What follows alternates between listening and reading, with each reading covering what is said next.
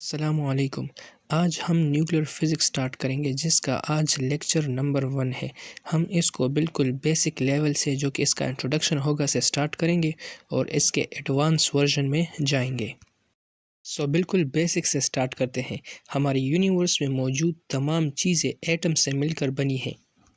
Basic model of atom کے مطابق electrons باہر شیل میں ریوالو کرتے ہیں جبکہ پروٹون سینٹر میں نیوکلس کے اندر موجود ہوتے ہیں۔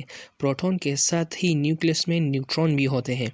پروٹون اور نیوٹرون تقریباً ایک ہی جیسے ماس رکھتے ہیں جبکہ الیکٹرون ان کی نسبت بہت ہی چھوٹا ہوتا ہے۔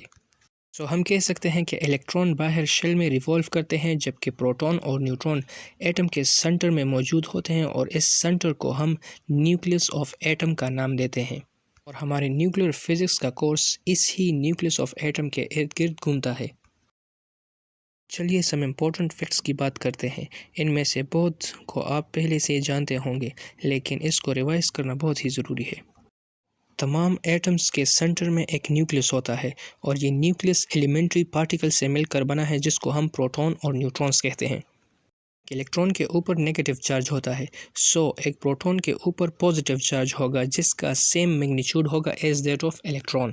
نیوٹرون الیکٹریکلی نیوٹرل ہوتا ہے، یعنی اس کے اوپر کوئی بھی چارج نہیں ہوتا۔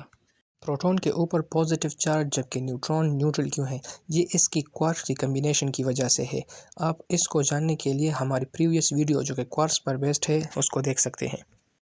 اب ایک ایٹم کے نیوکلس کے اندر نمبر آف پروٹون کتنے ہیں اس کو ہم ایٹامک نمبر کہتے ہیں اور اس کو جرنلی Z سے ریپرزینٹ کیا جاتا ہے۔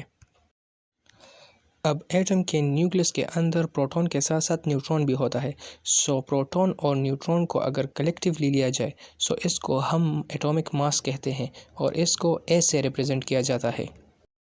اب نیوکلس کے ایک اسپیشی کو نیوکلیٹ کہا جاتا ہے جس کو جرنلی اس طرح سے ریپرزینٹ کیا جاتا ہے جہاں پہ X کیمیکل سمبل ہے ایلیمنٹ کا، A ماس نمبر ہے جبکہ Z ایٹامک نمبر ہے۔ ایٹامک ماس کا فارمولا ہے A=Z+N، جہاں پہ A ماس نمبر ہے، Z ایٹامک نمبر ہے اور N نیوٹرون نمبر ہے۔